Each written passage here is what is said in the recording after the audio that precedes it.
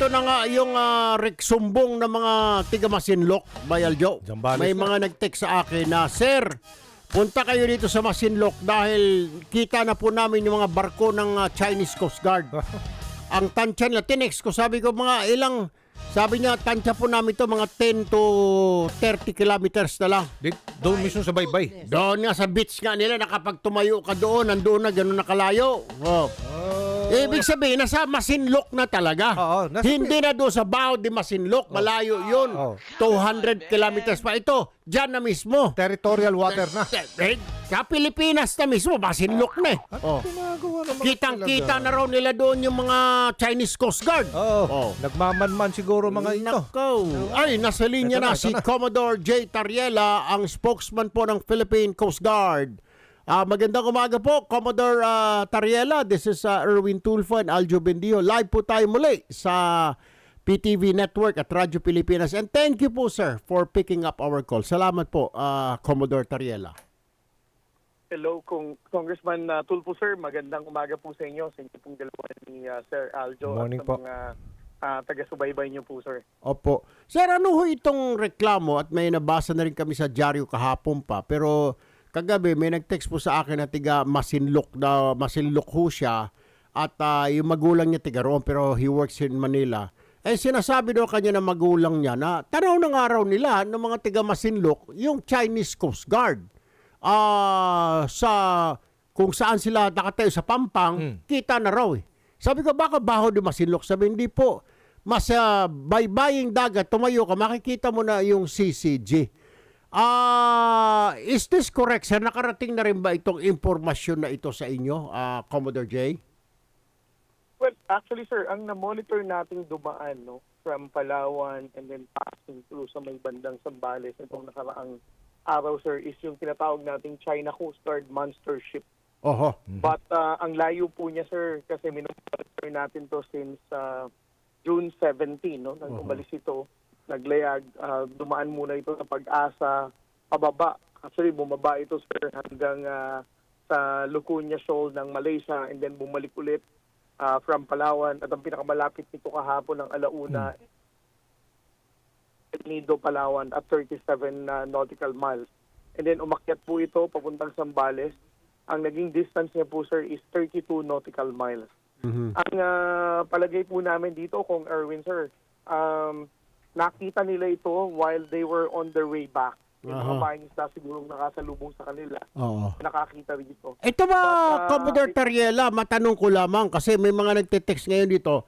Baka ito po ba ay safe passage na naman? Kasi may sinasabing safe passage. Ito ba ay nagpaalam? Ito ba ay talagang safe passage? O talagang minamanmanan na tayo nitong barko na ito ng Coast Guard, Commodore Tariela? Actually, sir, ang gaya na sinabi ko po, sir, since it departed China from June 17, lahat po ng exclusive economic zone ng mga bansa dito from Vietnam, Malaysia, Indonesia, and then Pilipinas, dinaanan niya itong okay. sa loob ng isang linggo na to. Mhm. Ngayon po, ang tanong po, sir, is whether it is a violation of any existing international law. Mhm.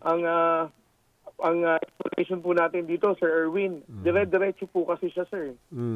Meron na siyang isang araw na tumigil sa Mischief Reef at doon po siya nagkarga ng kanyang logistical requirements siguro with fuel.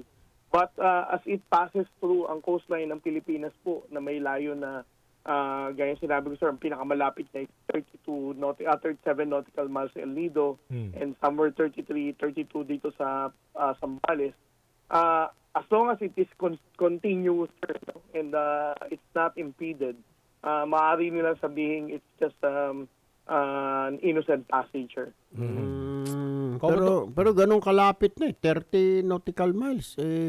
Diyos ko po. Opo, Go sir. ahead, by Aljo. Oo. Commodore, may nakalap ba kayong balita na tuluyan na daw hindi nakakapangisda sa Baho de Masinloc ang mga mangingisdang Pinoy dahil 24/7 na binabantayan ng Chinese Coast Guard at Chinese militia vessel yung Baho de Masinloc, Commodore? Well, alam naman po natin, Sir Aljo, na for so many years already, Chinese Coast Guard has been deployed there Ang sabi ko nga, ang regular number ng vessels na dinideploy nila dito is always between 3 to 4, no? 2 nasa loob ng lagoon, 2 nasa labas, at 6 na Chinese Maritime Militia Oh. sa labas din ng lagoon. But despite of that, ang mga kababayan naman natin, sir, no? Especially during the time of President Bongbong Marcos, Oh. kung saan the Coast Guard vessels and BFAR were able to go near within the immediate vicinity ng Bajo de Masinloc, has also gained confidence sa ating mga kababayan natin mga isda. Na mga isda pa rin somewhere in the vicinity of Bajo de Masinloc, pero hindi lang sila nakakapasok Yun sa nga. loob ng ayungin dahil una, bukod sa hinaharas sila, nilalagyan nila ito ng barrier every once in a while. Alright. So, Commodore J. Tariela, ito pong sighting nila na itong sinasabi na monster ship ng Coast Guard, marahil ito yung sinasabi ng mga tiga Masinloc na tanaw na nila. Ito siguro yung dumaan itong malaking barko ng Coast Guard nila. Tama po ba?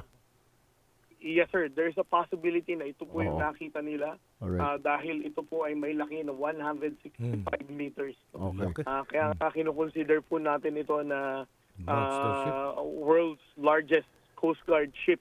Oh.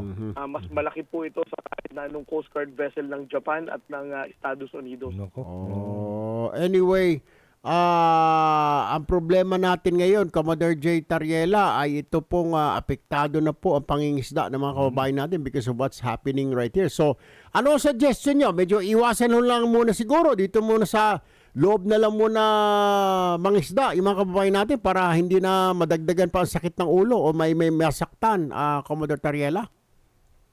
Well, alam niyo, Sir Erwin, sinigot na po rin ito ng ating Chief of Staff, General Browner, no? Opo. At even the Commandant.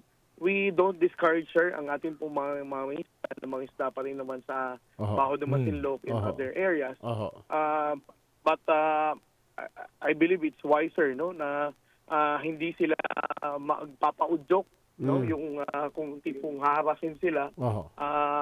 I-report na lang nila ito sa Coast Guard vessel dahil alam po naman natin nagpapatulya ang Philippine Coast Guard at BFAR dito. And we'll be deploying our rigid hull inflatable boat, yung mga small boats natin, Sir Erwin.